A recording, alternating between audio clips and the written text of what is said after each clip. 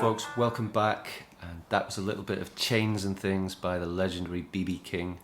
I've got this wonderful red guitar, kindly loaned to me by my friend Simon, especially for this lesson. So let's get into it.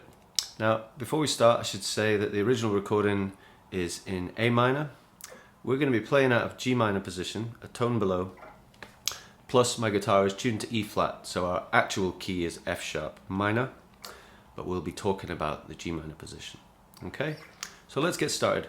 What I'm going to do today is just teach you the intro solo, because contained within that intro solo are all of the devices that BB uses throughout the whole song.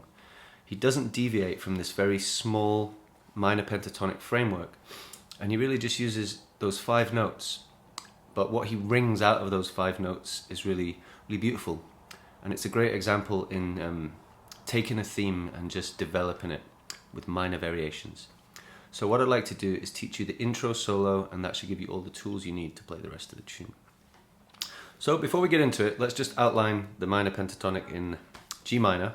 So starting with the root, we've got root, the 5th fret on the D string. Okay, root, flat 3rd, 4, 5, flat 7, root. Okay.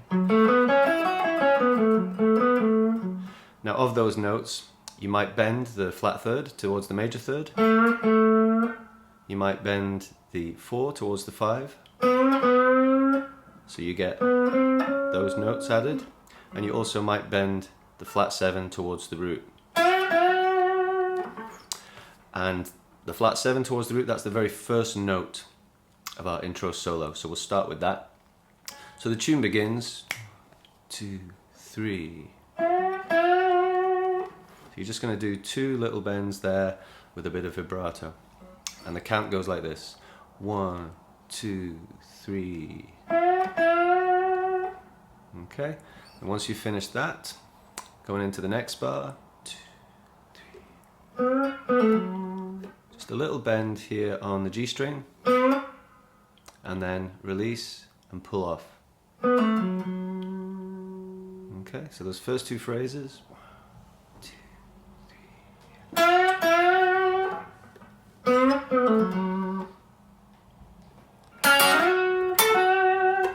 And then the next one, starting at the bottom of the minor chord, you're going to grab these top 2 strings, and as you hit the top one, you're going to then slide to the same note higher up on the B string.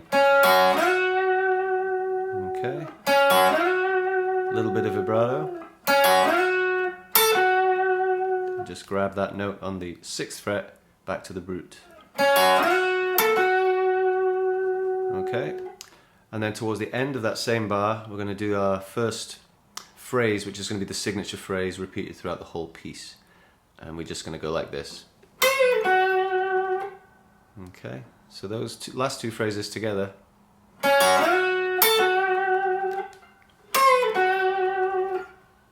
Okay, and into the next bar, we're going to just play this same phrase again, but this time we're going to do the bend. So we're going to bend with a little pause, release without doing that, just release silently and then pull off back to the root. Okay. Okay, and then we're going to answer that phrase with this. And then a little quarter tone bend on the 6th fret there.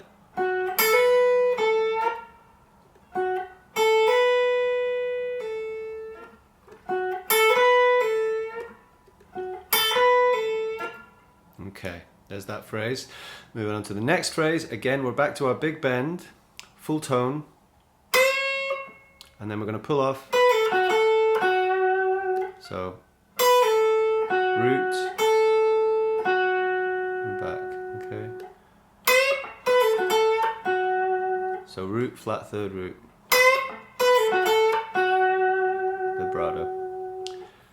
Moving on to the next phrase, we come up with the bend again. Little pause. Okay. Next, so that's the same phrase we've been playing throughout. It's really about listening to BB and getting the timing of when these notes fall. Just got to learn the solo as if it were lyrics, you know. Okay, so moving on to this next phrase. We're currently sitting on the 5 chord. 2, 3, down to the 4, back to the 1,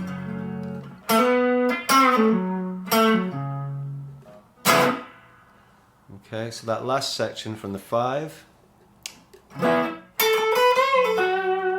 the 4, 1,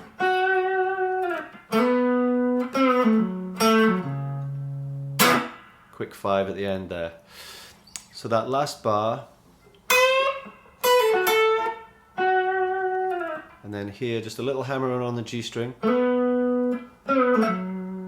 and the same phrase we've been playing up here, we're just going to play that down here in the lower octave, and then step from the flat 3rd, root to the 5, and then we're going to hit a 5 chord, but we're going to do this sharp 9, a Jimi Hendrix kind of chord. I say Jimi Hendrix, I think B.B. King was around a bit before Jimmy, so we'll call it a B.B. chord.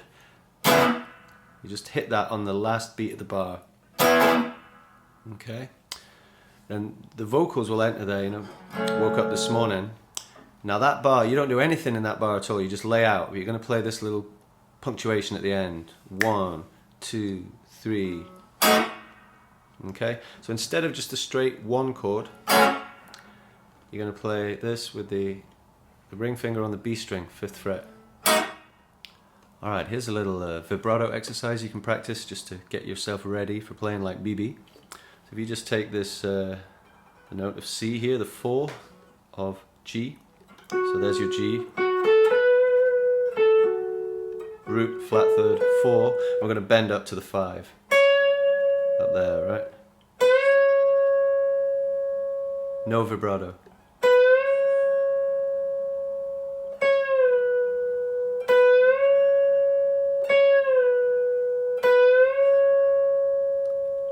You'll know if you've gone too far because it'll sound like this, which is quite good in itself. You might want to use that at some point, but as a practice thing, you want to practice playing the note you're on, tone above, and back.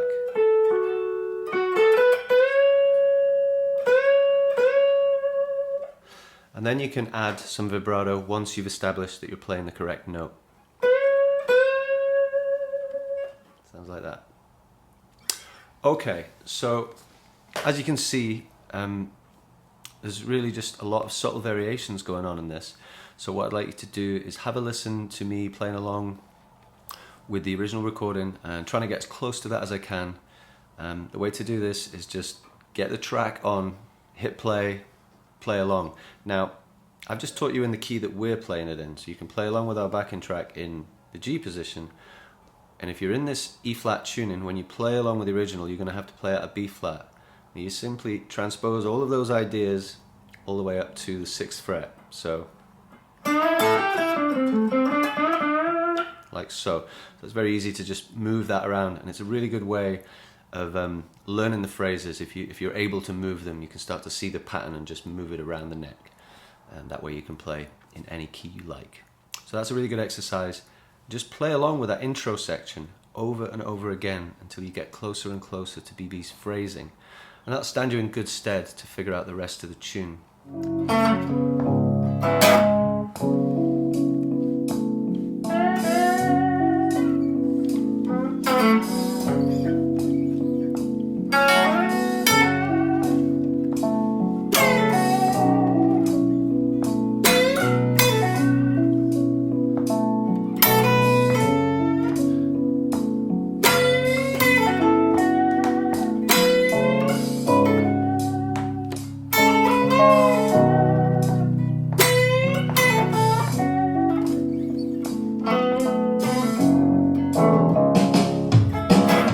As an ear training exercise, I really like you to try and figure out the solo in the middle of the song, because he doesn't use anything particularly different to this. He has some different phrases and a bit more attack, but the actual vocabulary is exactly the same. So you should be able to figure it out knowing this intro section.